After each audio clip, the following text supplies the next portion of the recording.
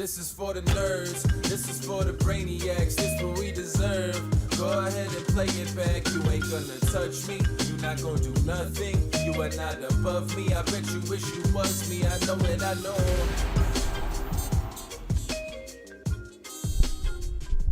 What's up, everybody? Welcome to a special holiday edition of the Only Friends podcast. It's Labor Day. Nobody told us. Out here laboring.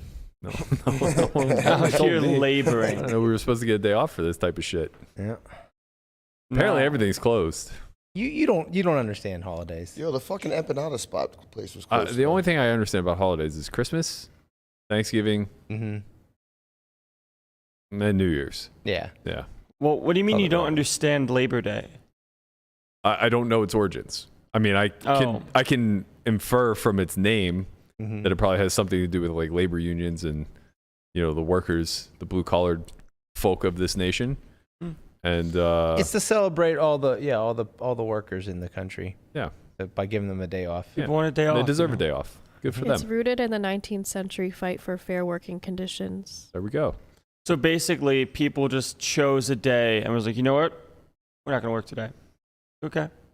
I don't know if the people chose it. It's a federal holiday, Yeah, right? I think the government chose it. They're like, you work so much. In the late 1800s, during the Industrial Revolution, the average American worked 12-hour days and 7-day weeks Sheesh. Fuck that. in order to eke out base living costs. Yeah, I think it was with FDR and like the New Deal and everything. That's when I could be wrong on these facts, but I think that's when they fought for the 40-day workday and the 5 days a week. 40-hour hour work day. 40-day work week. Yeah. So like weekends off, like because they have like back like Melissa was saying back then there's no such thing as a weekend. 12-hour days, 7-day weeks, and then they all took unpaid time off to march from City Hall to Union Square in New York, and that was the first Labor Day parade. There you go. Yeah, the people rise up. Yep. So they worked too much and was like, we're done with this. We're gonna go rally about it, and it worked. I think we need to put together a new movement for the 4-hour work week. Now we're talking. Led by Tim Ferriss. Yes. We really need to 4-hour work week. Well, look, I know it sounds outlandish, but honestly, we're not that far removed from it. The reason why, or one of the pivotal reasons why, and again, I'm just learning this now, but it sounds like time frame wise it adds up. The movement went from 12-hour work days, 7 days a week, to what we know now of the five-day work week, 40 hours a week, is because of technology. You know, post-industrial revolution, we started to move into a more mechanical society, and you know, assembly line work throughout the 19th century became less. It's all but non-existent now, right? Like nobody actually works the assembly lines. We have machines for all of this stuff. We're automating things day in and day out. Like we're at a real crux of. Well, we also outsource most of our labor to people who are Also making true. zero. Yeah, that part's true. I don't know enough about this, but I would hope that as technology advances, it'll become cheaper to just have machines. Like all do of our that type of clothes are stuff. still sewn by people's hands. Yeah. Well, yes, machinery assisted, but yes. But I would imagine, like in our lifetimes, I would think that process would get automated too. It's probably just not cheap enough now. I can't imagine that. Yeah, us paying pennies to sweatshop workers isn't cheap enough. No. It's not cheap enough to use machines. You mean? Yes, Right. yeah. I'm saying the technology is still too expensive. Because the labor's so cheap. Right. Correct. Yeah. Like criminally cheap. Right. Yeah. But I can't imagine we're going to live in a world where we're just trusting vehicles to drive autonomously, and we still have people like sewing fabric from hand. Right. It seems like something that could very easily be automated. Plus, a lot of time gets way like when you have like an office job, like a lot of the time, like the amount of work you actually do in a given week is way less than the 40 hours. That's like, I think when the pandemic hit and everyone was working from home, they said that like production didn't really go down. Right. Right. So it's just like, and you know that people working from like home were not they were not just like sitting at their desk for 8 Yeah. hours a day. Like they were doing other things.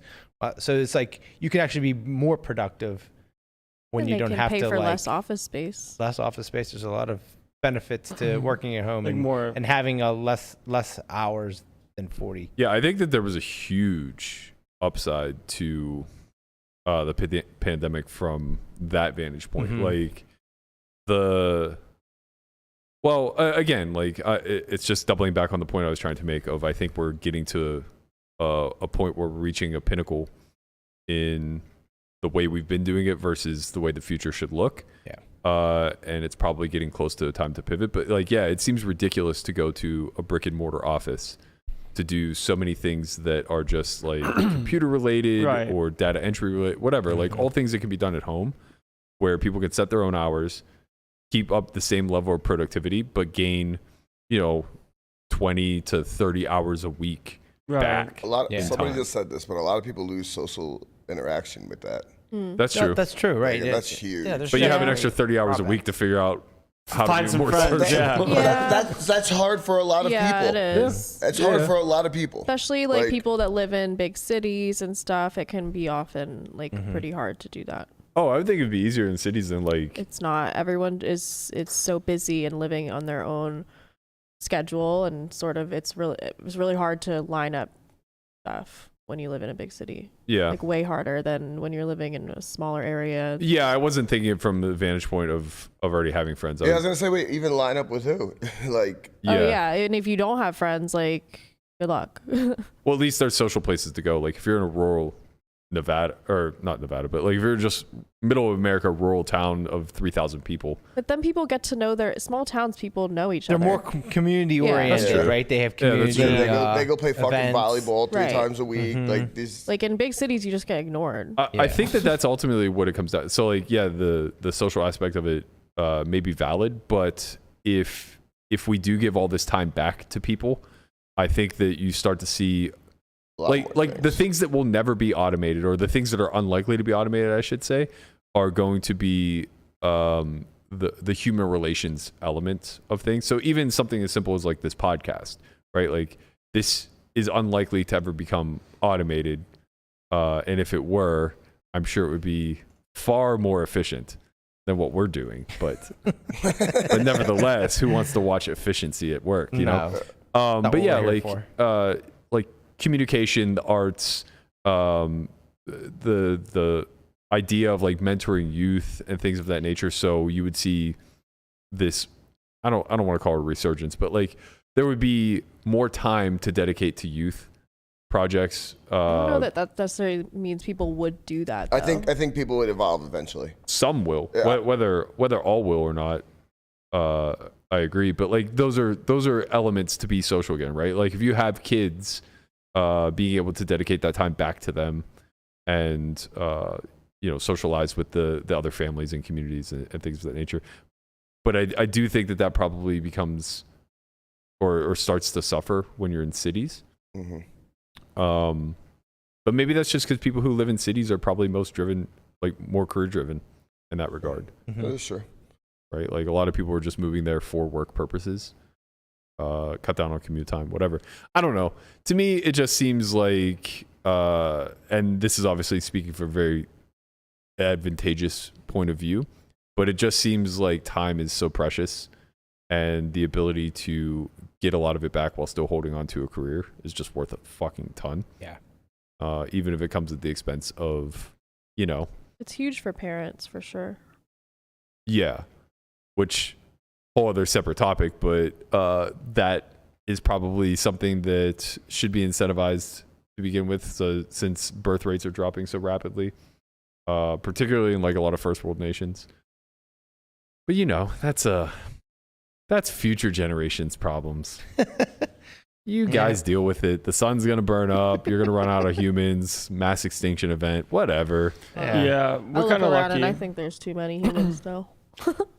We just don't have to worry about those big problems. All of our big problems are like in finding ourselves. Huh? You know, The We don't fuck? have to deal with. We don't have to deal I with gotta like, tell Don't you. put your problems on me. we don't have okay? to deal with the depth of the universe. You I know, gotta we just have tell to you. deal with ourselves. Did you do mushrooms when you were in LA? Existential Landon is It's too goddamn it's much creepy. for me. Like it creeps me It's out. not creepy. It is creepy. You just yeah. don't think about it because you're too busy focusing on like the day to day. You're not You think I allowed to haven't be. thought about this stuff before? Well, you think should. you think this is like a brand new No. thing for me? No, you think you should. It's a good thing to think about. It's important. Thank you. You're welcome. Thank you for letting me know. I didn't know that. Yeah. You make it seem like it's such a big deal that I think about this stuff. I'm, like, oh afraid- my god, existential Landon, I can't take it. It's too much for me, man. It's like I'm afraid to bring up anything social I related, know high because it school just related. goes back Just- to like, but what about like? when I was young. I was sad. I don't care about being sad. Just what it was. It's just what it was. You're like sharing funny stories. Yeah, well, when I was down sad, I actually didn't want to live anymore. I didn't have any friends. Yeah. But now you do. Yeah. I know. I went and had a 40-hour work week, and I found some friends There you go. and you folk. There you go. 40-hour work week. David Adams out here trying to pay down Conrad's tab. We Conrad appreciate gets the you, my man. most super chats out of anybody. If only they knew. They're always directed to Conrad, even if it's like, "Hey, Conrad, ask Berkey who's trolling him in his comments. And here's a super chat." If only they knew that they weren't even putting a fucking dent in this. Don't tell them that. Just let them. Don't tell them that. It's like they're not even paying down the interest at this point. The what? Yeah. Wow. Interest. Well, that What's comes. the interest Conrad rate? said, what? What? Interest. Wait till mean- I get to my lawyer. Is your lawyer you? Yeah. Wait till I snap out of my fucking weekend and get to my lawyer abilities. Yeah. See Your lawyer abilities. how that works. So The head lawyer comes I out. have a question for the group. You guys spent a lot of time on this in pre-production, and I don't know if we arrived at an answer, but I'm curious, and I'm sure the audience at home is dying to know. But who let the dogs out? It was me. I let them out. We're going to do a deep dive, right, Well, Mark? I don't know. I was trying to figure out what we were going to talk about today, and I was barely paying attention. But for 20 minutes solid, these guys were down a Baha Man rabbit hole. Hey Siri, where do the Baha Men live? Apparently, it's the Bahamas. Oh, she's looking it up now. Conrad thought they lived in Florida. No, they did. Florida's They very did close to the for Bahamas. sure, as a fact. Yeah. You know it's them? the CSA. Yeah. No, that's not a CSI, but they live in Florida. The CSAs They who live in let the Florida dogs right out. now. No, not right now. They moved back to Baja. The CSA. the CSA is the Baha Men moved to Baja. All right. I got a CSA for you guys today. Nothing yet. That comes at the end when Berkey's closing the show. It just comes at like the worst time possible. We're having a discussion. It's like, oh wait! I found something. Not even true. I don't know how we got on the Baha Men. We let the dogs out. Somehow. Somebody. Man, what the fuck were we talking? Oh, we were talking about letting the dogs out of your house. We're talking about letting the dogs Yes. out of your Because house. I the go. pool person. The pool And then person Landon there was and- just in right? shock and awe that the Baha Men could exist in music at all. Yeah. And Well, he was saying Don't what a exaggerate great this. song that was. I was like, you know what? That song fucking slaps. You know, Yeah. like who let the dogs out? You were Who? one when that song Who? came Who? out. Oh, yeah, and then Brian said, "Are you even alive?" When that song came yeah, out. I knew it was don't know. close. I knew it was very close. You're basically not alive at one. You can't comprehend music. Yeah, you weren't. I'm basically not alive at 23, so yeah, I definitely wasn't alive then. what is he doing? He's counting. Somebody asked me what my tab was. Hold on.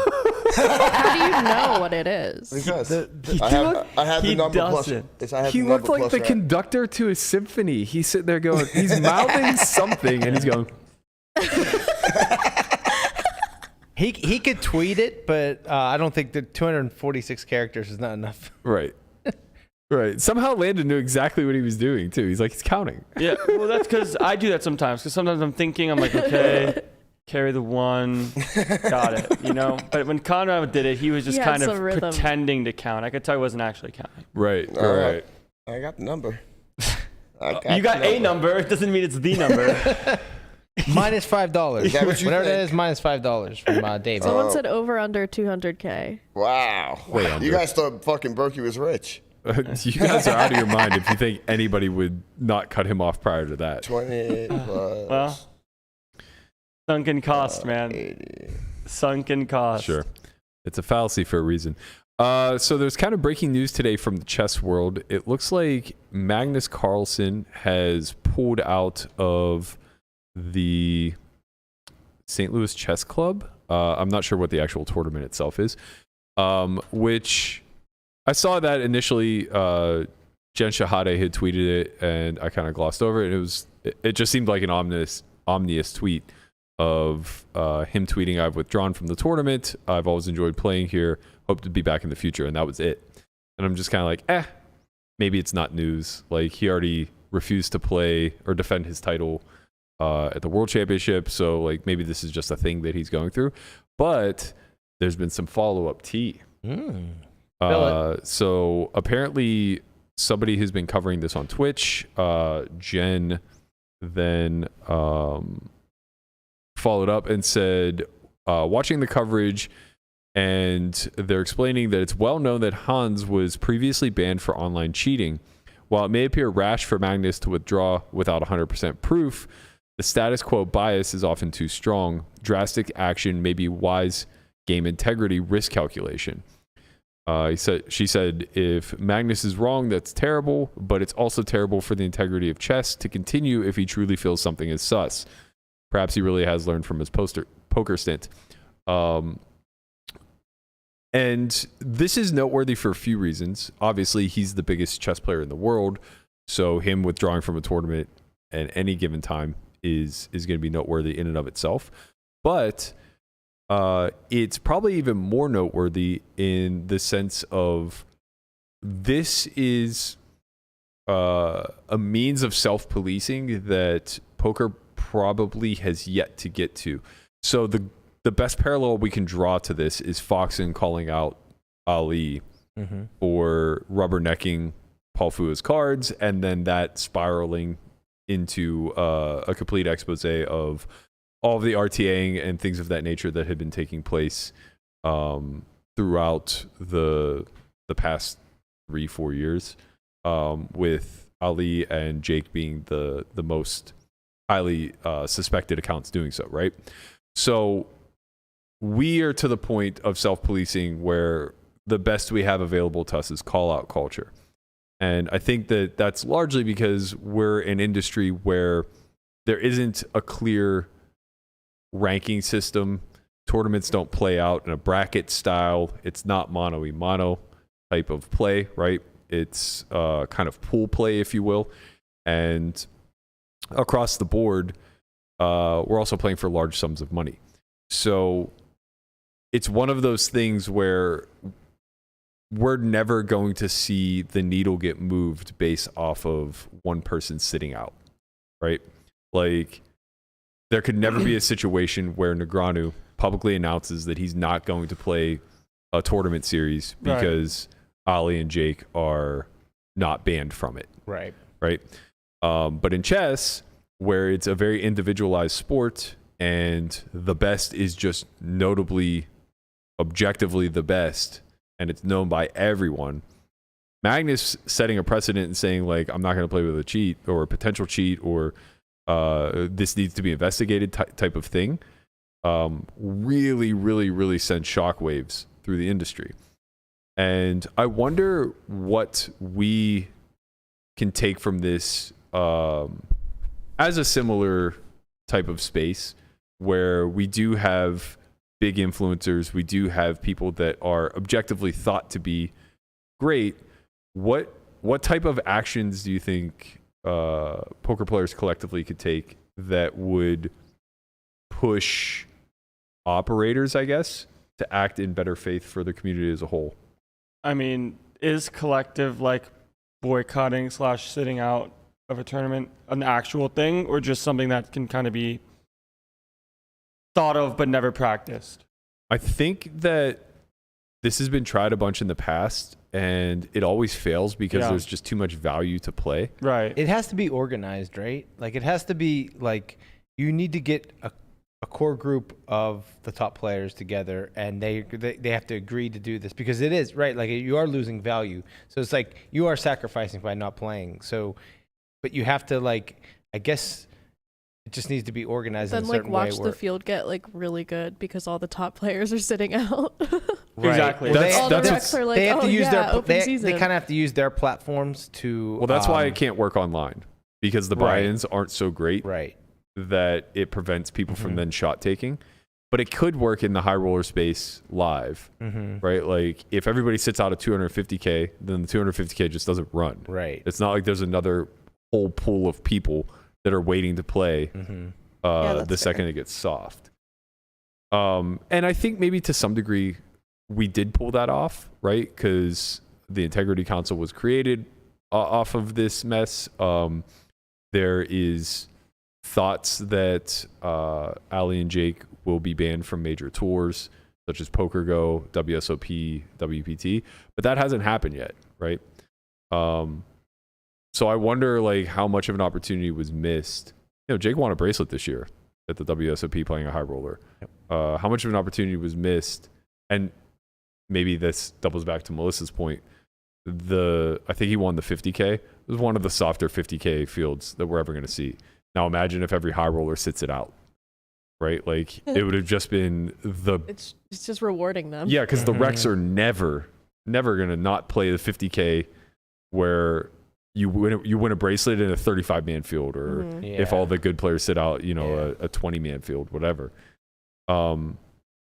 So yeah, I wonder, like, to me it seems like this is very intentional, and Magnus really understands his responsibility and the power that entails. So that's like he has a lot of power by sitting out, right? Yes. Like where the poker players don't. Yeah. Right. So they don't have that power, and that kind of renders it a little useless. Like to him do sitting stuff out like that. like gives reduces its legitimacy, whereas Mhm. like for poker it just reduces the toughness of the field. Right. Right. Exactly. There's like yeah. different Yeah. incentives in chess and poker in So that way. is there anything in poker that can be done to empower the actual players, do you think? That doesn't make it more incentivized for the people that will decide to play if other people Well, sit out. I mean, by nature, then that means you're not empowered. Exactly. Yeah. It seems tough. Right. Yeah. Well, I'm not necessarily I don't saying know. a boycott. I'm just saying, are there any actions that we can take that shift the power back into the balances of the Jason Koons and the Phil Galfons of the world? As in, like, you maybe host a different event if you elect not to play one of them. Like, oh, this site has these actors that are still playing. If you are not registered in this tournament, you can then play a better tournament or something. But it doesn't seem very I really efficient. think it would just have to be like a precedent set amongst all the operators. Yeah. Just don't see that happening. Yeah. I'm really struggling to see the parallels here, because, I mean, that's what makes the game both so difficult to market and so powerful at the same time, is that no one person is bigger than the game. Right. And that's unfortunate from a marketing side, but it's very fortunate from a, call it, player career path side. And baseball's kind of, or not baseball specifically, but sports are kind of the same way. No one athlete could ever bring a league to its knees. Right. Yeah. Right. So I wonder, like, they have unions.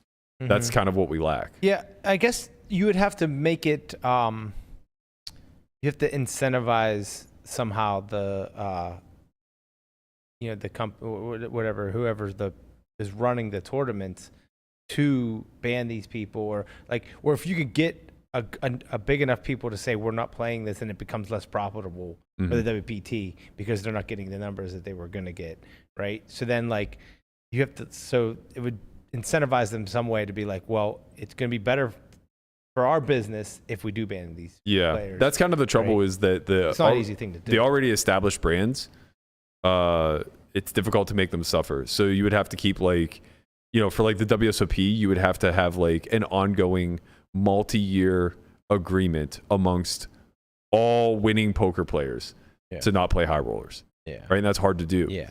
But Triton, on the other hand, they're kind of new, and they're really reliant upon this small collection of high rollers. So it's if they all collectively banded together and went to them and said, hey, if you don't ban these two, none of us are showing up to your Malta stop. Well, now suddenly, that multi-stop gets 6 entries. Mhm. It doesn't just get soft, right? Like there aren't people just chomping at the bit to play high stakes across the world. So there's a lot of power there. There's probably some moderate power at Poker Go whenever you start to get to certain buy-in levels, like 25Ks and above. But probably less so at the smaller buy-ins because it's Vegas. Yeah. And you'll always be able to fill a 10K field. And then at the WSOP level, it's like we almost have no power. So I'm not really sure how to make greater splash there. But I do think that like we've come a long way in the last year. Or hell, the last 5-6 months, whatever. How so? In what ways? I mean, I think them getting turned away from Mm-hmm. the EPT and the Triton events Triton's was numbers are up a lot. yeah, and that's no shock coming off the pandemic. Yeah. I think that was going to happen anyway. I think that they've really found their niche and have solidified themselves as a quarterly. It looks sick. Yeah. I wish I was there. Like the venue looks awesome.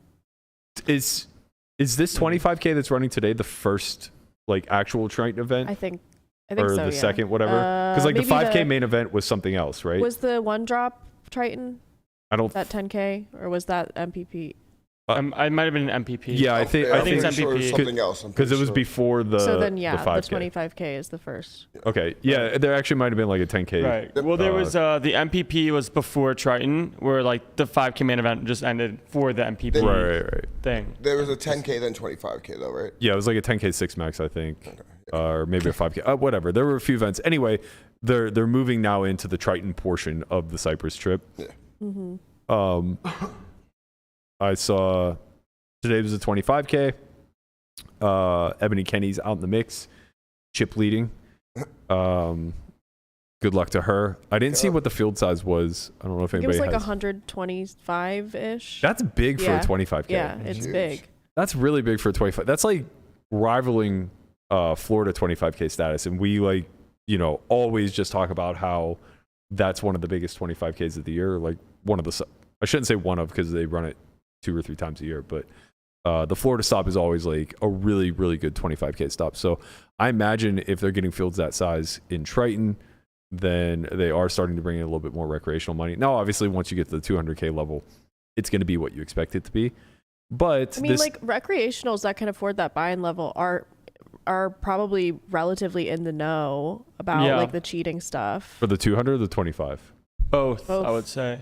You don't think about Florida. What do you think about Florida? You think in Florida people just don't know? I feel like I think Laz is up on the. I think he knows about it. I just don't think he cares. I mean, yeah, maybe. I think also like Florida people who can afford 25Ks are like a little probably less in the know than the ones in Europe. Yeah. Yeah, I It's mean, just I would just more be the one to retired. think that if you're involved in any capacity in the poker industry, you know about what's going on. It's just a matter of does that affect what you do? Because if you just want to play a 25K, you're just going to play a 25K. Yeah. If they're there, they're there. You're like, oh yeah, I know this is happening. I'm The gonna show up. recreationals who show up, Right. again and again, like they're gonna be in the know about the cheating scandals and stuff. That's what I would think at least, because I would think so. I but think. for some reason, I don't think that's true. Like I think a lot of the recreationals are just like oblivious to a lot of things that happen. I don't think the ones that are like wealthier are oblivious. Man, I kind of want to start taking like a survey or I know. whatever. Like you play, like next like high roller, I'll go play. Like, hey, do you guys know about this certain situation? And then get Honestly, like you would be shocked at how insulated certain aspects of this community are. Yeah. right. Because who watches the poker like a podcast? Also, you don't want to put a black eye on things.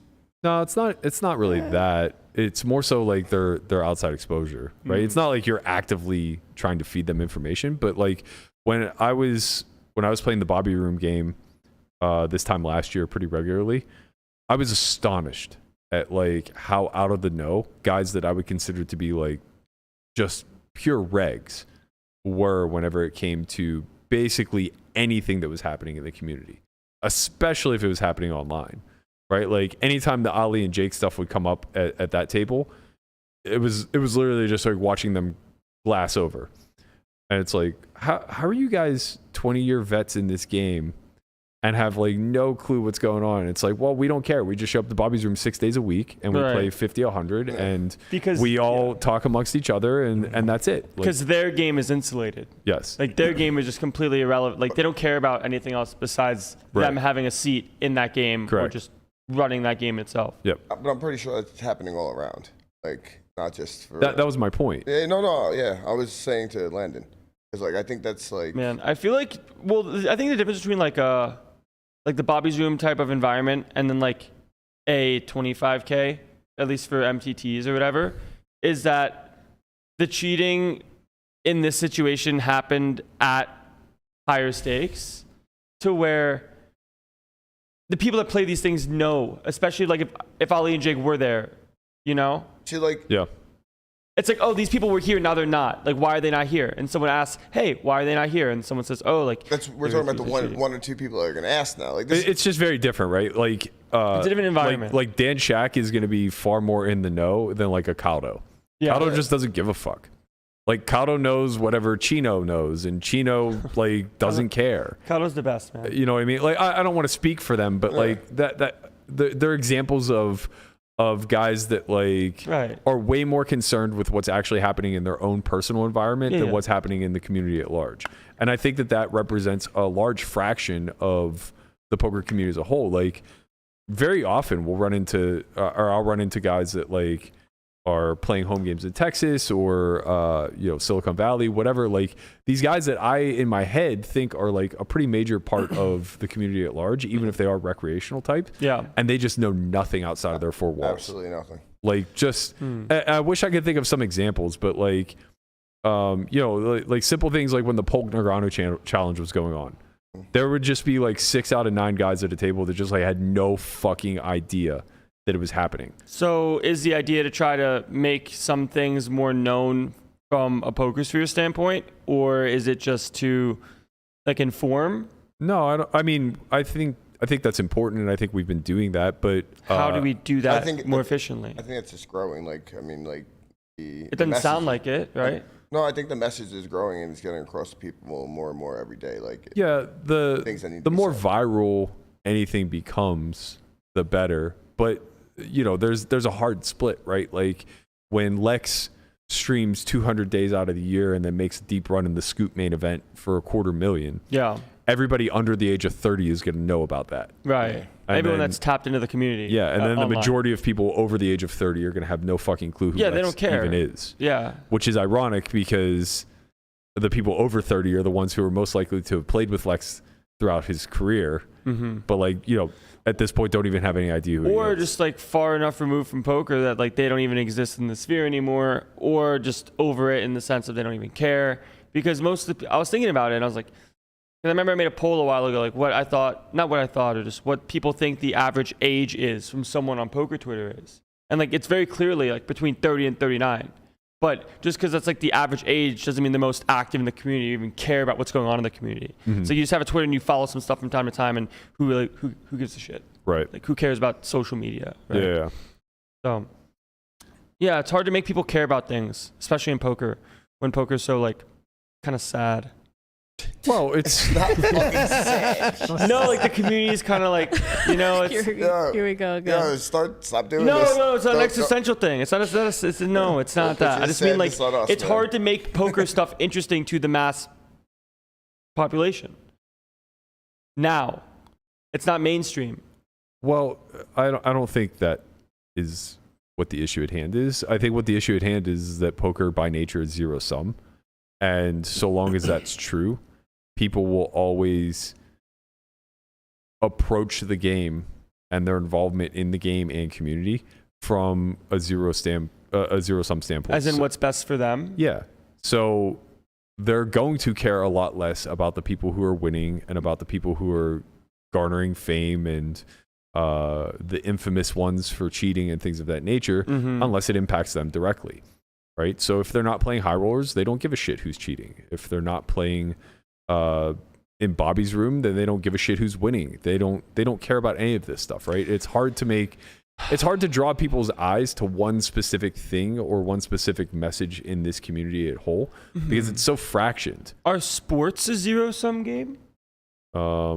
No, I would like say they're positive sum. basketball, football. They're just like Positive sum. Everybody's being paid. Right. So why do people care more? Like, why do people care so much about that? Like, because you're able to draw the attention to one specific thing. Everybody's unified in pursuing a championship. Where in poker, nobody gives a shit because it doesn't affect them. Yeah, the pursuits are all very different, right? Like you could be a cash grinder, you could be a tournament grinder, you could be a high stakes grinder, you could be a high roller, you could be a mid stakes tour grinder. Like there's not a standard of like what is like the best. There's just no streamlining at all, right? So you have like little pockets, right? If you're interested in poker, you could be interested in 1,000 different assets or facets of poker. Right, where you're playing, like you're looking at basketball, football, you look at, okay, this is what elite looks like. This is the best of the people involved. Yeah. That makes sense. Yeah, you could be a vlogger fan, you could be a tournament fan, you could be a high roller fan, you could be a podcast fan. Like, you could be a streamer fan. And you know, this isn't all a bad thing.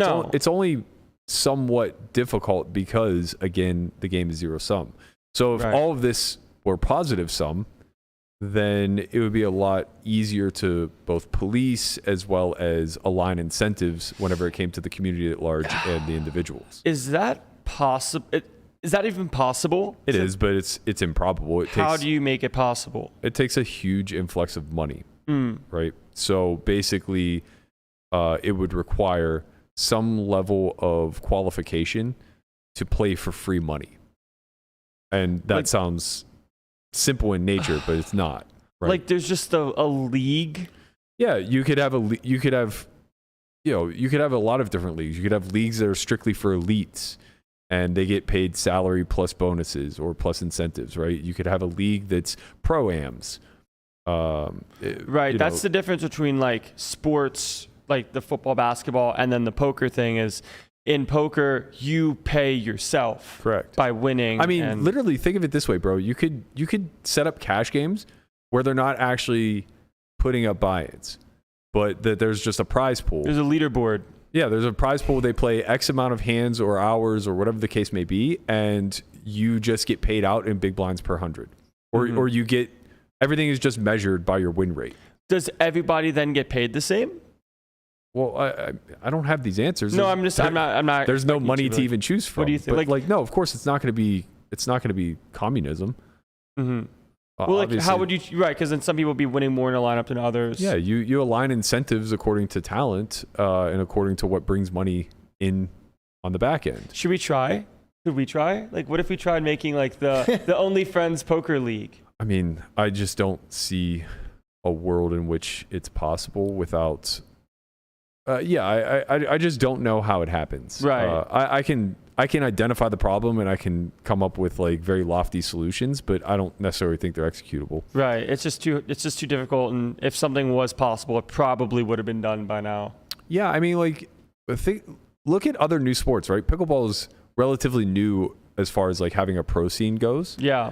And the absolute best player in the world is making like $250,000 a year. With sponsorships involved. Of that $250,000, like 80% of it is sponsorship. Exactly. So there's not a lot of money overall in this. He's making like 40 to 50K in tournament prizes. Right. Right. And that's grinding. That's probably playing like, I don't know, 20 to 40 tournaments a year, 20 to 50 tournaments a year. And being the best in the world. Yeah. So he's averaging like 1K per tournament. Right. Give or take. But he's getting 4X that in sponsorship. Mm-hmm. And it's growing, and there'll be TV partnerships and like, maybe down the line he'll make 10X that. Right, but there's also TV involved in that in some capacity pretty soon, right? Like they're going to have some stuff on TV where poker is kind of not at that point. TV got taken away from us, actually. Yeah, it's kind of tricky. I don't know what CBS Sports CBS actually just televised pickleball. It's just very young, right? Like they're still figuring things out. I will say in the last like year and a half, the way that it's filmed has gotten remarkably better. Mm-hmm. But that's just clearly a byproduct of money. Yeah, that right. Production value goes up. Yes. So what you're saying is the issue in the poker community is money. It's, every industry that is always not money, flourishing is due to a lack of money. How do we get more money? It's cart before the horse, right? How do you get more interest? Yeah. The with interest more money. drives With the more eyes. money. The eyes bring in the sponsorships and Right. So that's how it works, right? The advertisers. Yeah. So Most of the money comes from like in baseball. The majority of the money that the teams make is through their TV contracts, Right. Because they get to sell advertisements and people watch it on TV. So if you can figure out a way to make everybody want to watch poker on TV, then all the sponsors will Yeah, come back. baseball is really will come like back. such a great template. It's for half a year, you get to fill a 3-hour block, basically So much daily. content. every day. Yeah, basically daily. Yeah. Where you're just selling ads every 20 minutes. Yeah. Right. Wow. But it's also an archaic model.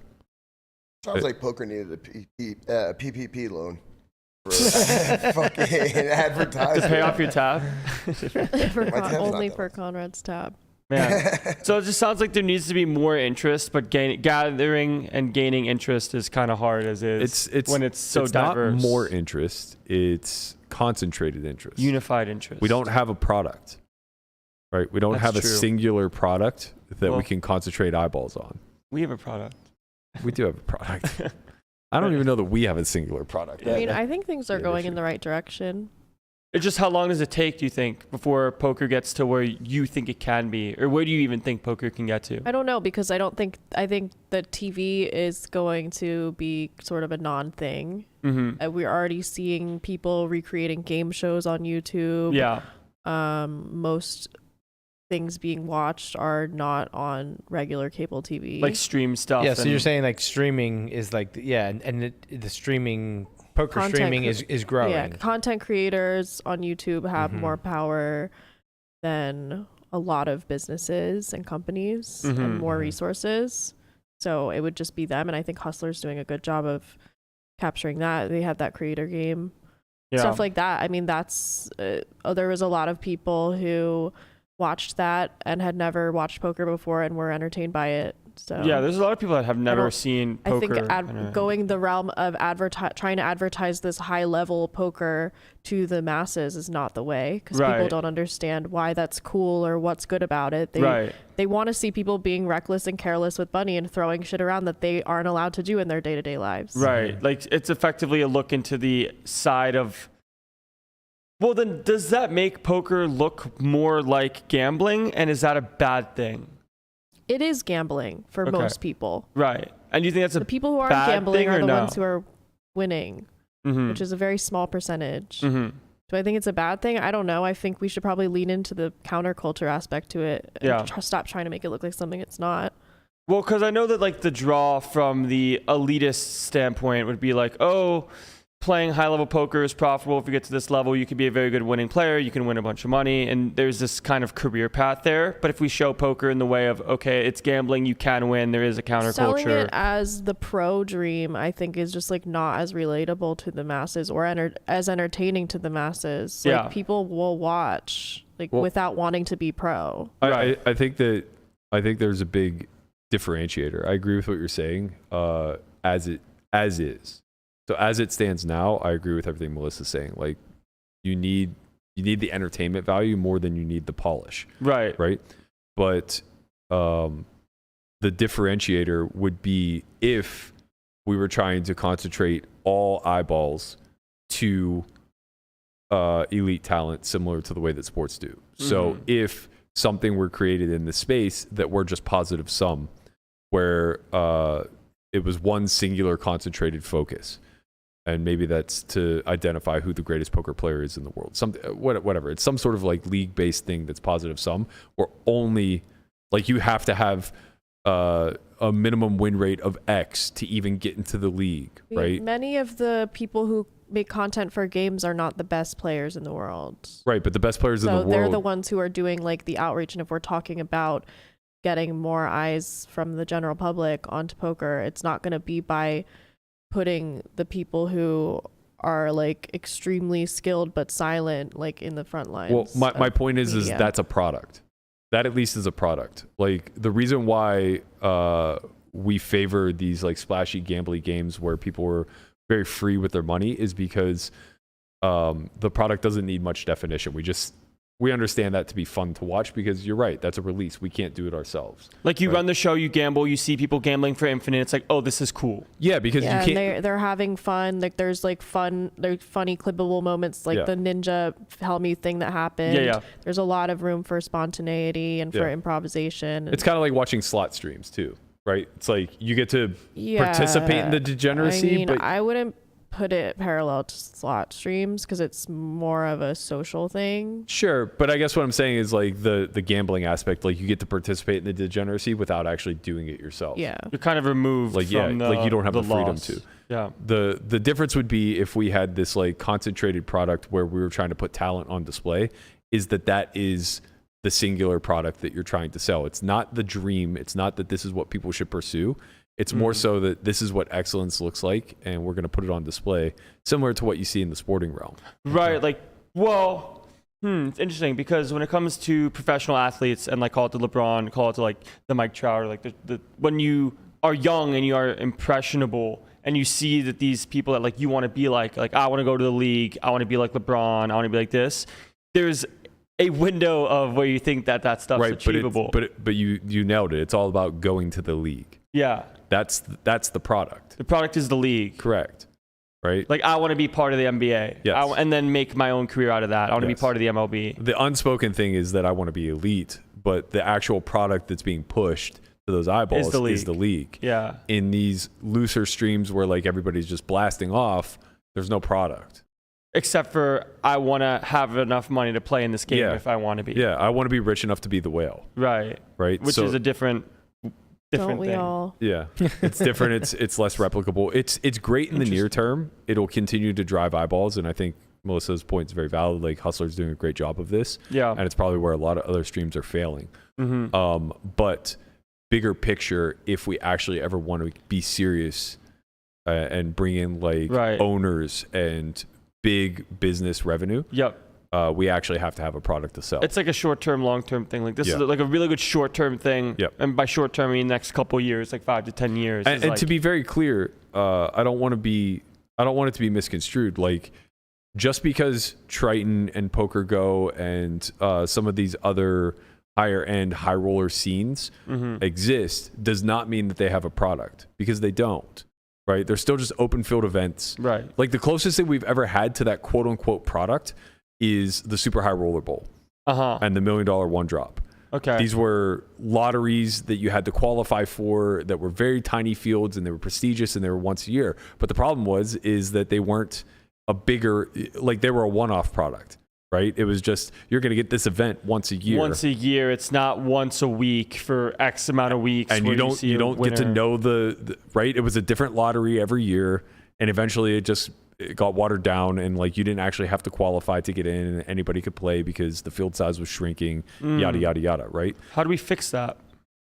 I'm not the right guy for this. Is it money. Is it worth always money? Is it worth fixing in the first place? Of course. I mean, it's expensive to fix, though, is the problem. It's a huge gamble to undertake, hoping for a 8 to 10 figure payoff if it works, right?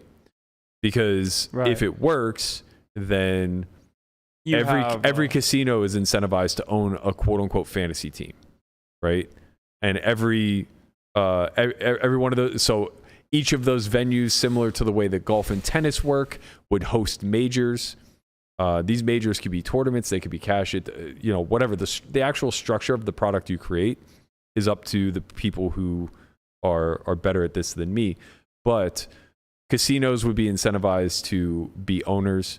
Okay. They would be host venues, similar to sporting events. So what would you consider the Poker Go events like when it comes to the Poker Masters, comes to Stairway? I would consider it a poker tour. I think... And that's different than what? Very different than what I'm saying, because there's no... there's a small influx of money from Poker Go, and I think they do... they don't get enough credit. Yeah, it's for clean. The amount of free money. Everything's good. Well, they also just give away free money. Yeah. Right? They add money to leaderboards and stuff like that. Yeah. But again, like these are all very archaic. This is what online sites have been doing for a long time, and it's just a retention mechanism. Okay. Right? So you bring customers in, and then you incentivize them to stay based off of this free amount of EV that they can earn by playing with you. Right.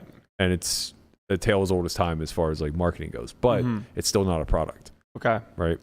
It still only matters. The EV that they're giving away only matters to a handful of people, call it 10 to 15 that can actually compete for it. And it's just a means of ensuring that the tournaments themselves don't die. Right. There's not enough free money being put in. There's not enough, there isn't a high enough barrier of entry as far as like how to qualify to get in. And there isn't enough, most of it's stuck behind a paywall. So there really isn't enough access to the general public, and there's definitely not enough marketing. Right. Like we suck so bad at marketing in this industry across the board. Even the biggest corporations, call it WSOP, WPT, whatever, we're terrible marketers. No one who hasn't played at least tens, if not hundreds of hours of poker has any idea what any of this stuff is. Right. I'm thinking about that. Yeah. Maybe like a smidge of WSOP, WPT, because it's become enough of a pop culture reference in the last 30 years due to the boom, the last 20 years, whatever, due to the moneymaker boom. Yeah. But like for sure, nobody has any fucking idea what PokerGo is if they haven't played, 100 hours of poker. Right. You don't know what PokerGo is unless you've played poker a little bit before. Yeah. But for WSOP's credit, you probably, if you've never played poker before, and you hear of like a WSOP bracelet, you might know what that is. It's a cultural reference at this point. Right. So is that how you get better at marketing, or marketing works? Is you make things that can become just culturally relevant? I think that's a byproduct. That you hope for that. I think like that's what Melissa's point was with like creating these organic moments that become very clippable, could potentially go viral. You hope for that kind of stuff. You don't try to plan for it. So what do you try to plan for? Well, you try to plan for I guess, very sharp ways to acquire new eyes, and then very consistent ways of retaining said eyes. Right. It's like, how do you keep the people that are watching? Man, this stuff's tough. Tough stuff. Yeah, I mean, the thing is also, like, we're still relatively young, all things considered. We as just poker in general? Yeah, like this probably doesn't change in our lifetime. If this ever changes, right? But like if ever poker's on the grand stage and we start looking at it similar to the way esports have blown up. Man, because like esports blew up really quick, right? No? Yeah, but they had a lot of the things I'm saying that we lack, they had, and it was powered by the Asian community. Like, right, that's a lot of people, man. They also have a league, like for this stuff. Like, right, but it was easy to adapt into because it was already a cultural thing. Video games were like a huge part of the Asian culture, and it just got elevated very quickly. Yeah. Right. Poker's always been a divisive part of our culture. It's like a gambly underworld type of thing. Correct. It's not more of a counterculture. Commonplace. Exactly. Yeah, exactly. But that to be said, like a lot of people still, if you want to use the word like gambling, like still gamble, and gambling is part of the counterculture, but exists. Yeah. Like pretty rampantly, right? Like a lot of money goes into. Yeah, but the thing with countercultures is that it goes unspoken. Like it doesn't get the same sort of like grand stage that, call it main culture. Yeah, I mean, it's the same thing as like if you parallel to like bodybuilding. Like everybody in that industry knows who is dirty and who's on juice, right? Or who's clean and not, who's using, right? But nobody knows outside of it. It's never spoken. Same thing in WWE. It was never spoken about that they were all juicing. It was never spoken about that it was all fake. But everybody knows, right? It's a counterculture thing. It's the underbelly of what's driving the thing through popularity. Were sports always part of like culture? Like call it the football, basketball, baseball? Turn of the century, yeah. Everything post-industrial revolution. Prior to that, it was like in America, just baseball. I mean, that's kind of like why football's not that old. No, it's not. But it caught on really quick and got a bunch of eyes, and now has it developed into it was like the first major TV product. Right, because they're like, okay, let's have a league. Hockey's also not that old, but you could see the difference between the two. At least in America, right? Because hockey's big in Canada and such. Yeah, but we're talking specifically about a TV-made product, right? So concentrating your product into 16 games that's packaged over this 4-month time frame with this elusive prize at the end where variance is through the roof. The prize is just the trophy, right? Like, you don't get more money because you win the Super Bowl, right? Yes, you do. Of course you do. Yeah, you do. Everybody gets bonuses. You get bonuses. They get to go to Disney World. They get to go to Disney. Did you know that? Like lots of money. Dude, but we don't know how much that is. Like, you don't know how much money you get for winning the It's Super Bowl, built right? into their contract. Yeah, I think it's probably public. Most people have Looked at like it. all like these clauses built That's into also their just at the contract. player level. Like the owner level, they get massive incentives for. Okay, so what you're saying is like winning the Super Bowl might net to winning X. There's a prize pool, basically. It's winning a damn tournament, basically. There's a prize, so there's a prize pool. Yeah, it's I kind never of. I never thought of it like that. It's not a prize pool, but it's a prize pool. I never thought of it like that. I just thought like, oh, you win the Super Bowl because It winning increases the Super Bowl is value cool. of your team. Yeah. By a lot. Yeah, like merch sales go up. Tickets. Ticket prices go up. Yeah. You know, Think there's- about being a home team. Do you get in that the final as rounds. a secondary to winning, or do you get winning prize plus that? Like you get both, I'm assuming. yeah, they go hand in hand. Okay. It's not like anybody's ever won the Super Bowl and somehow made less money than Made less a money year where because they of it. didn't win the the merch Super Bowl? sales went down? Right, like tickets- the whole dynasty era type thing. Man, that's so interesting when you think about like the outside of sports, like the marketing angles and the other things that go on. Because I used to just think, oh, people play this game because at an individual level, you get paid a bunch of money and you can win a prize. But I mean, they just have massive mechanisms churning out. Like the MLB, NFL, NBA, yeah. their marketing machines are unrivaled. Mm-hmm. How do you find them and like talk to people that work for them? There's just a lot of incentives that are like moving to the same place. Like there's also a huge betting market. Right. So, and then there's fantasy sports, and then there's just a ton. We don't have a betting market. A lot of Like, moving parts. we don't have like things where it's like these people are guaranteed to play this at the same time, like starting this day, Yeah. where people can bet. Like Yeah. we don't have that. We But just fantasy- have, oh, But that- maybe that- they'll that's, show up. That's like, that's why I'm saying if we were able to sell a product, right? Because we would have all of that if yeah, I mean, I think it's gonna be just hard to model poker into like competitive sports or esports. Just it is a gambling thing for most people. So like turning poker into a league, so to speak. It'd be hard to do. yeah, I mean that's why no one's done it. Well, there was the Epic Poker League, right? But then, I'm not sure how that went. yeah. I mean that was just a name. just a name. It was a lie. Apparently, everybody gets paid. Everybody in the winning Super Bowl team gets paid $150K from the NFL. Okay, so just win an extra 150K. Yes, and that's not even with their contracts, like with their team. Oh, you just get extra money, Yeah. which is a lot of money because there's a lot of people in the So there team. is kind of a prize pool at Yeah, the it's end. like it's like an MTT. Yeah. Yeah. A lot of parallels. Yeah, I was gonna say something. Whatever. It's not that important. I was just gonna say like the marketing of those major sports are bigger than poker as a whole. Right. Like exactly. just the marketing Of course. facet yeah. of the NBA is bigger than poker could ever imagine. Is that because at the start of like the creation of these leagues, people just had a bunch of money and had a vision of like, okay, this is going to be worth something. Here's all my money and like make something happen? Because things had to be put in place in order to get this stuff to get off the ground. No, It just it's- grew over time. It's having those built-in growth mechanisms, Yeah. right? So they're there for poker. It's just the hurdles are much larger. So by building the NBA, the NFL, the MLB, things of that nature, their first objective was to get butts into seats. Yeah. That was going to be their first path to monetization. Like ticket sales. Yeah, so ticket sales, right?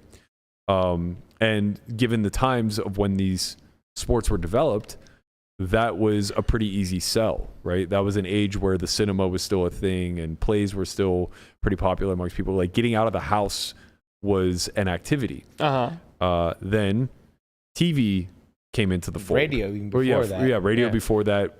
And then TV came into the fold. So now they have a natural growth a growth path. And all right? the advertisers come in. That another revenue stream. Correct. And this just keeps building upon one another until you land to modern day where now betting is legalized. And now you have an see what's entire happening. other multi-billion dollar industry. Think about to fantasy collaborate football. with. Think what fantasy football has done for the NFL. Yeah. I mean, it just brought there's there's so many people that they like their team, they watch their team, right? And but now with everyone has a fantasy football team. Now they're interested in the Thursday night game and the Monday night game and all the other games just because they have a player on that team and they need to sweat them out. So like, the audience has grown overall for the whole league because of fantasy football. So what I'm getting at here is there's a lot of things that are happening from these other industries that keep the retention, but with poker, not just retention, it's growth. Like with poker, retention is not. It's just not there. No. I don't think that's true. It's just coming in at a much more modern landscape. So it can't start with the goal of putting butts in seats. Right. It has to jump all the way ahead to bringing in advertisers through a streaming or a televised resource, right? Right. So using the other path, like using the NFL path, would be like antiquated for poker. Yeah, because it doesn't work. Right, because like the step-by-step process is already broken. Like TV is bordering on obsolete, and people going to events like this, you're never going to be able to churn out any sort of reasonable profit because the poker players that you have to incentivize to play for you. That's the other thing, right? When these leagues developed, the players just needed to make better than they were making on the assembly line. Right. Whereas now, we're in a situation where like the players that you would want to acquire for this so-called league are making 7 figures on their own just playing. Right. So like, how are you ever going to incentivize them with ticket sales? Right. Like that's just not good enough. So you have to be able to show a path already baked in where there's going to be major outside advertisers, where you're going to be able to bring in some sort of salary for the players as well as heavy incentives of what they're playing for, right?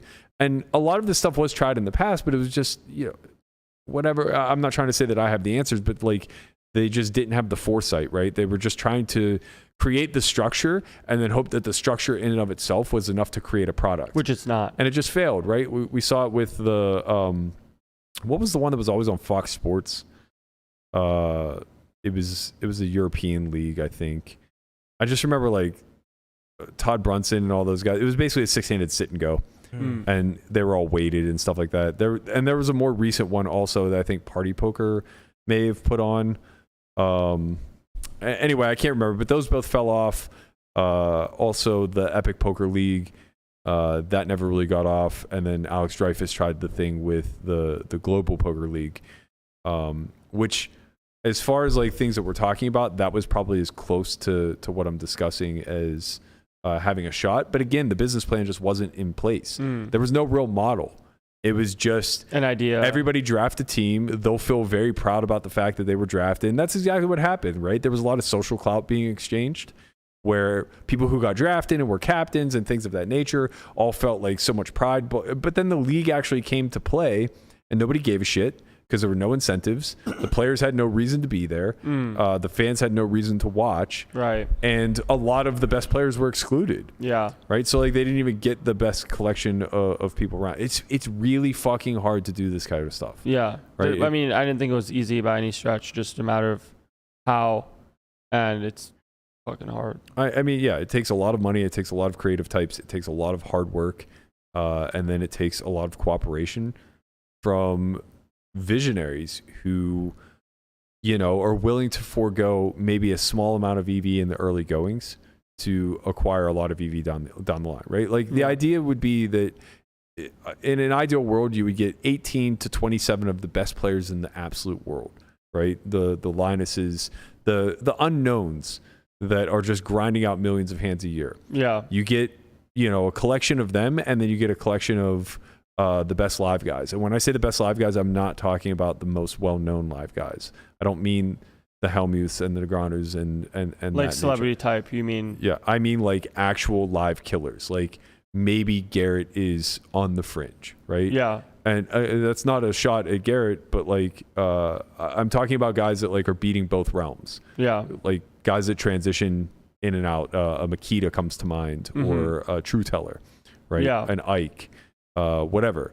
You get 18 to 27 of those guys. You create a league. You give them all equity share in the league, and you just try to build this thing in a way where they are basically all that matters. And they feel like it's worth playing. Yeah, it's so fucking impossible because now you have to build a marketing machine around that, and you have to build you have to find partnerships, not even outside of the space yet. You have to find partnerships within the space of content creators, of news, of all the things that are going to create your marketing churn. Yeah, and then you immediately have to find an influx of outside money to incentivize these 27 players to stick around. Right. Or like switch, like sub out depending or whatever. Like yeah, I mean it's just like any other league. You'll have drafts, you'll have free agency, you'll have trades, you'll have all these things.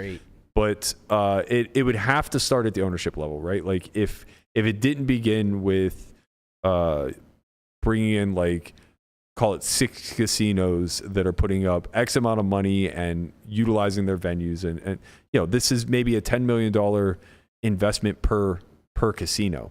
Yeah. To get to maybe it's $100 million overall investment amongst like 10 casinos or 5 or whatever. It's just a big vision with not a very clear direct payoff. Right, and it's also I think that's how it happens. Yeah, poker's a little bit odd, maybe too, in the way that how many things like a football, basketball that exist at an individual level. I guess golf and like bowling. I guess, but bowling isn't as big as golf. Tennis. But golf, tennis seem like the only few things, but they do exist of just individuals being able to like be something and like not as big as football or whatever. Yeah. You know what I mean? Like football's a team sport. Golf is probably the best example. Golf is probably the best example of what could happen. Yeah. We actually just need the Saudis to get drop all the non-gambling and they get involved in poker. They start the league. Shout out to Russell for the idea. And then bing, bang, boom. They're super into WWE. Yeah. Really? Yeah. Really? Yeah. They had like the Middle East, specifically Saudi Arabia, had like started to welcome the WWE and Vince McMahon back in I want to say it was like the late 90s, like right before The Rock kind of became, so that era right before basically. Yeah. They started like dabbling, and there was like wrestling over there, and oh yeah, that makes sense. Nature. Like, isn't that like Fight Island is over there for the UFC? Like they were gonna build something somewhere. I didn't know it was in Saudi Arabia. It's somewhere in that. I doubt Fight Island is in the Middle East. I think it's in Dubai. Okay. Or hold on. Well, Dubai would make sense. UFC. I'm not sure what's going on with it, but yeah, it's. But Dubai. anyway, okay, yeah, Dubai would make sense. They have water there at least. Saudi Arabia, a lot less. So. Abu Dhabi. But yeah, anyway, that happened, and they like created this relationship. But then the like Gulf War and all this other stuff happened, where there was like tension, and they kind of pulled back a little bit. Now, I guess within the last handful of years, WWE is like full blown over there to the point where I think one of the last WrestleManias, like one of the last 3 WrestleManias, was actually in Saudi Arabia. So they are super into soap operas. All we have to do is script a little poker match. There you go. And we're good to go. I know where we can get one. What? This is some guy that you've been calling out saying he stinks and stuff. Wants to play heads up. I don't know. The problem with that is if you wrote the script, he would have to just like mop the floor with me. Mm-hmm. And honestly, at this point, I'm not sure I can handle it.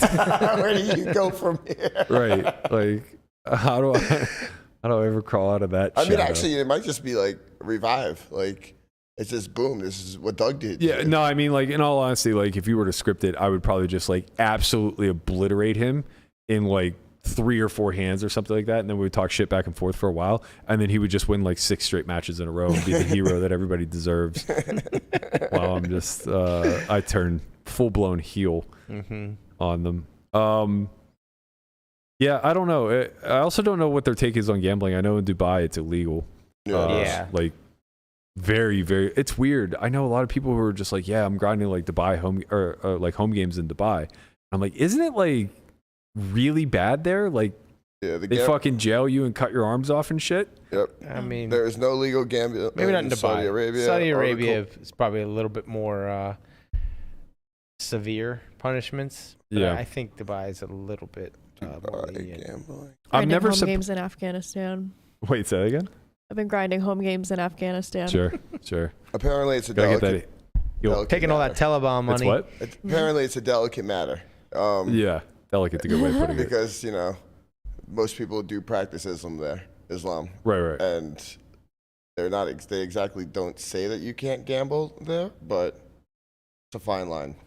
It's like you can't drink either, but I think they make exceptions. Yeah, I don't know. I'm always shocked to hear like how wild some of the punishments are. I think it's Singapore. I was friends with a kid who grew up there, Wayne, and he was telling us that like once a year, usually some young kid or somebody like whatever doesn't know the national laws there and will like get off a plane with weed on him or something of that nature, and they are zero tolerance when it comes to drugs. And like you'll get like, I don't know what the punishment is. Like he was making it sound like you get like caned or like, massive amounts of jail time for very small amounts of possession. But like I'm just never surprised to hear things that are strangely illegal carrying a massive weight of punishment, especially if you're a foreigner. Yeah, there's a lot of them. Like a lot of countries have these weird laws or just like different. Right. You get crushed for it. No headphones for me. Nope. I think They died? Melissa is having a Oh no, headphone problem. that's weird. We'll try to fix that for the next time. But I missed the segue into this earlier, but Melissa mentioned that we're getting to a point where content creators are greater than businesses. And I don't know if you saw, but Mr. Beast launched his official first brick and mortar Beast Burger. My boy was online for 18 hours. 18 hours for a Why? fucking burger? My boy Eddie. Why? You know him? Tall Eddie. Yeah, why? He has a child. And he wanted to meet Mr. Beast. Did he get to meet Mr. Beast? He's salty right now. They Oh, waited that's not- 18 hours, didn't meet him, and Bro, there are 10,000 people there. He's not going to meet everybody. it's probably more than that. Yeah. That thing. That's wow. Yeah. 10,000 people for a restaurant. Yeah. It was in a mall. They It was broke at- the it was at the- record. It was at Mall of America, I think it's called. It's in Rutherford, New Jersey. Mall of America's in Minnesota. Oh no, it's not that. King of Prussia? No, it's the new mall in Rutherford, right next to the stadium. I forgot, Mall of Dreams maybe. Hmm. But yeah, it's pretty insane how many people showed up to meet him. I'm glad he didn't meet him, because if he had and hadn't plugged Poker Out Loud for us, I would have been very salty. Wow. I would have been real salty. I Should've mean, told me- you should've Eddie's got to told look me. out, man. You should have told me I would have been there. Sure. I would have hollered at him. I've had so many close encounters with meeting Beast and just missing him. Mm-hmm. Like there's been multiple times where he actually took my seat from a game that I left.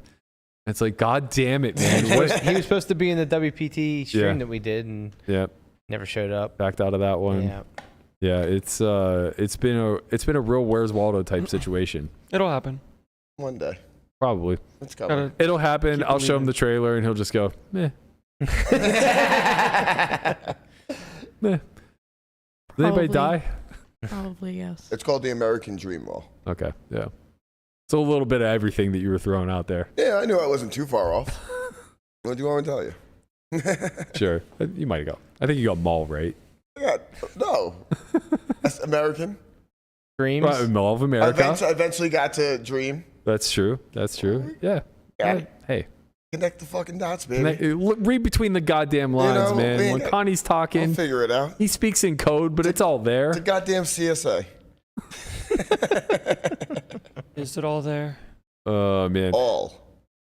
Last quick thing to touch on, I guess, before we wrap up is Bilzerian's in the news again. Okay. Once again, not for Oh, good boy. reasons. Never is. He is being looked into by the SEC.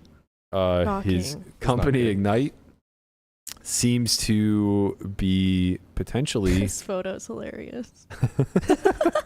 What is in the bag? Look at his face. Like, what's he holding? What- A snail? What is in the bag? And is that the Arya cage? It looks like it. It really does look like it, doesn't it? It's not weed in the bag. I mean, it says it's cannabis. It company. definitely looks like the RA cage. Yeah, I don't know. I mean, it could be. It looks like coins from where I'm sitting, but I'm far enough away. Anyway, it looks as though the Ontario Securities Commission, so basically the Canadian version of the SEC, opened a. I want to get this right, but they launched an investigation, and the SEC was short to follow. So Ignite was launched in 2017 in Canada under the Ignite International Brands Ltd. In July, they had announced that they were going to go from a publicly traded company to a private one, and it seems as though that provoked these investigations. In a court filing, SEC staff attorney Patricia Pace alleged possible violations of the anti-fraud provisions of the federal securities law. That's a lot of big words. That a lot of words, not a lot of problem solving. I know what each word means individually. Thrown together, it sounds like a lot of legal speak to me. Yeah. But basically, she's insinuating that they uncovered information that indicates Ignite may have filed public financial statements that include false or misleading representations. I'm guessing that means that they just cooked the books. That's usually what this case tends to be. Under Armour went through something very similar 2 or 3 years ago, I Projecting believe. that your company is worth more than it actually is. Yeah. So you're saying that it might 100x, but it's up to you, but it might not actually be up to you? Well, they were a publicly traded company, so cooking the books is a direct violation as people are buying their stocks. Of course. But yeah, their stock, I believe, fell Just like. stayed private. Well, they're going back to it now. I'm actually kind of surprised that they're even still a thing, to be honest. There's another CFO that CSA that recently just got caught implicated into insider trading and a fraud scheme, and he actually killed himself yesterday. What? The Bed Bath and Beyond. Bed Bath and Beyond guy jumped. I think he jumped off a brick. I don't know. He jumped off of something. A building. Yeah. They also were cooking the books. That was the implication. Is that what it was? That's what apparently this article says. Weren't they like becoming like a meme stock and they were going up and down? I heard that. Right? They were, yeah. Yeah, so it was like it shot up and then shot way down, and I mean, I don't know what that would do for the CEO, but I'm sure it'd be stressful. Yeah. I don't know, man. Sounds like something's going on in the back walls. What's happening right I now? don't know. Did the audience hear that? Lots of stuff. What on earth? Is that a car? You hear something? Yeah. I can't hear anything. My headphones don't work. Something. I'm just watching you guys react. Yo, that was wild. That was weird. We're hearing the ghost of the office past.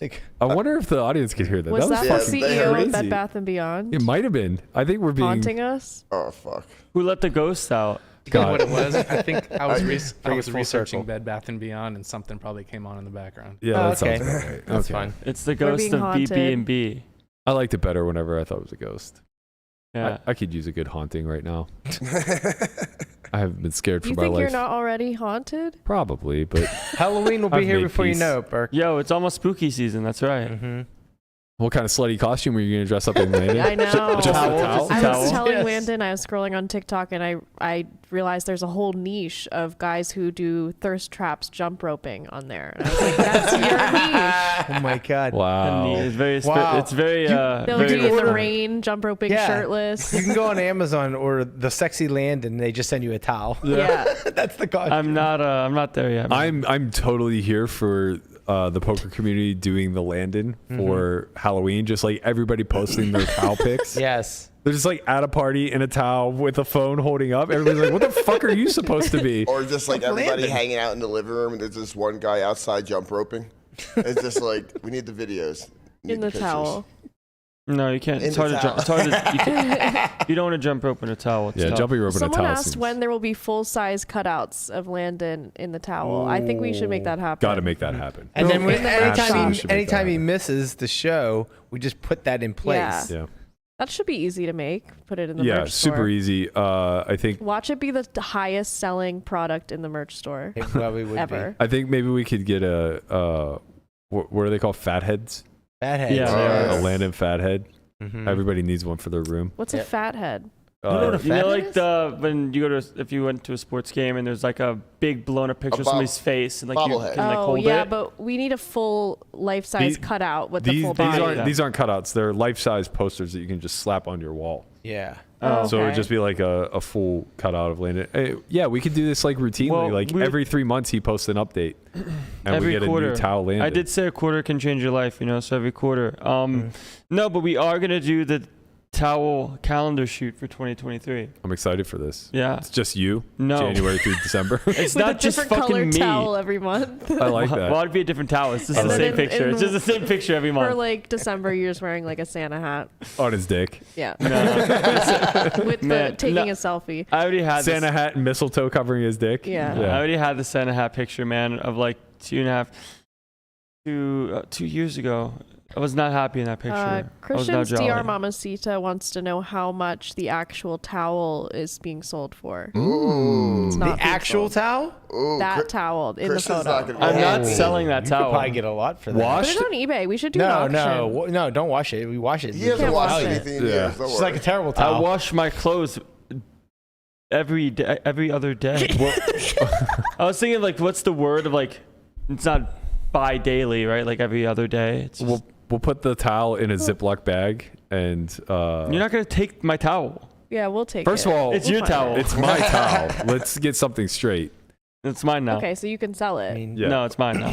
Yeah, Auction- we'll put the put it in auction- there. another revenue source for Solve for Why. That's right. I mean, I It's all I about see a win-win expanding here. your streams Are of we, income. are we gonna partner with Bed Bath and Beyond? Oh, Let's just auction off Oh. all Tough time. Landon stuff. His yellow cutoff. You want us to stay towel. haunted? Yes, it's spooky season. We're just gonna raid his room and auction all his stuff off. Stop! You're not stealing my shit. When you're gone in the Alps or whatever, wherever you're going, I'm going to London. we're gonna take all your stuff and auction it off. You will certainly not That's do what that. I mean, you know what? That's You know, not what happens. That's know- what happens when you you know what leave. Landon has? Obviously, the most valuable thing he has that we can sell off. The towel. No. What is it, Brian? Oh. Oh, I got it. You're not. No. The It's fucking a tortoise. card. I got it. It's a card. It's a card. It's a card. It's not a tangible card. It is a card. not tangible, that but it is a not card. tangible. Yeah. Man.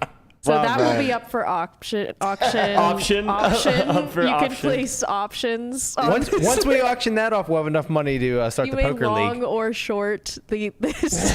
You guys can go to Software There will Auction be a House now. side perp market for Landon's V card. No. No. That'll be the end of the month auction. don't let him do this to you, man. You're part of the problem. It's usually just him. I knew exactly what Lamanna was getting Fucking at, and I didn't say a tortoise. fucking word. That's I because didn't the say a tortoise word. said That's you because had to you let him knew rock. we would say it. Yeah. Nope. Yeah, Nope. I know. I'm not here I for know how this. works. You know, it comes so much stronger when it comes from the tortoise like that. Yeah. I'm not here for this, but I am rooting for a small relapse where Landon gets chubby and has to take a towel pick again. Absolutely not. Fuck you. Why are you rooting for Fat Landon to come He'll back? lose it again, but I want to see that same towel pick, plus 30 pounds. Absolutely not. Not I a can chance. Photoshop I can't it. even. Okay, that's fine. I'm down That for that. is defamation of character. You're gonna sue me? Yeah. I want to see the towel bursting at the seams.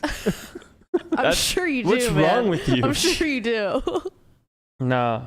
I want to. No. End of the year would be good. I think I can get to like 13% body fat by the end of the year. I call I think it's possible. What do you think I am now? Okay, make the bet now. 22, You think I'm 22? maybe 24. Man, but I'm going. Man, no, because I'm thinking about I'm going to London for 12 days. I have to come back. Bro, you don't have enough muscle on your body to get to Yeah. 13% unless you plan on not eating between now and the end of the year. I could do that.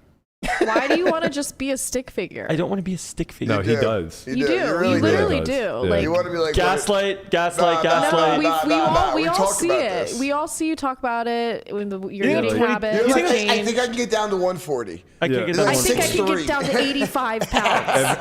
Every time we're like talking about like body types and stuff like that, like I'm like I'm like fawning over like these really athletic builds where they're jacked and stuff like that, and he's just like, nah, man, nah.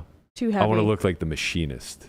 That's a gaslight. That's a straight up gaslight. I'm trying to live off an apple and a cigarette a day. Definitely not. That sounds terrible.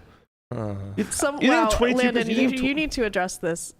Someone just said something that I know you'll be offended by. Why are you saying it? Landon Depp has the craziest bush. No, I should. Oh my god, we were literally talking about this today. We were That's talking so about insane. it on the way to the podcast. Nah, It's definitely red. Hair's disgusting. It's for sure red. All right, that's been enough, guys. Welcome to the OnlyFans podcast, episode number 114. No, All right, guys, we'll see you tomorrow. Peace. The red was. Let them know that you shaved that shit. Leave me alone. Yes. Landon's out here kissing Landon, I would Yeah. like to apologize for where You this can mute went. the mics, by the way. Yeah. I tried to just make a lighthearted, I quick know, little I joke, appreciate and these it. guys took it to a whole nother For what level. it's worth, he doesn't have a crazy bush. This is why you can't right. make jokes. You can't. You really can't. I We apologize. were for literally it. talking about it on the way over here. I Like, like the humor. Landon's interested Yeah. in a Brazilian. He's See where it's going. you want It's to just- come with me to my laser hair removal appointment?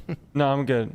I'll be all right. Because it might. You think his couple hair weeks. might come back in style or something? And you, No, I mean, can we fucking end You the might show, want- man? we were talking might want about our hair back. Brazilians on the way over here, and I was just like, so you girls you just show up there and they just lather up your vag and tear the fucking hair off, huh? yeah, they don't lather it up. Well, with wax. Yeah. Yeah. Yeah, you That- just that- go that's- spread, and you get sweaty because it's really painful. Like it's Sure. very painful, and I have a high pain tolerance. Like tattoos, I don't think are painful. A lot of stuff I don't think is painful, but that. I have to tell you, we do not pay enough homage to these women for what they're going through.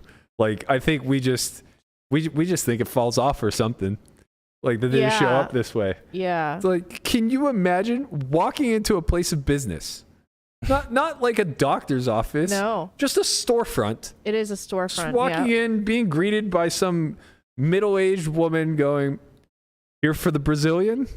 You going, "Yep." Okay, spread. They put baby powder all over you. Yep. Go ahead. And then Go ahead. Take your pants off. Throw your feet up in those stirrups over there. No stirrups. Well, There's no in stirrups. my head, there's stirrups. No, there's not in reality. If you gave me, There's a lot of things that goes on in his head that don't There's exist in reality. There's not in reality. I gotta tell There you. is paper though, like at the doctor's office. if you gave me a Brazilian, I'm gonna need the stirrups. Otherwise, you're getting kicked in the head. You don't get stirrups. How do they prevent from getting kicked?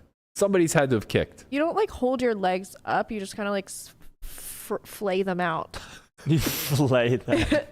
You butterfly them. All right, can we And then end maybe the you'll fucking lift one podcast, as man? needed. And then when they do the back part, you lift. They roll you back, kinda. Yeah, that's what I'm saying. Yeah. Like, I need a stirrup for that. Otherwise, you're gonna get a heel to the back of the head.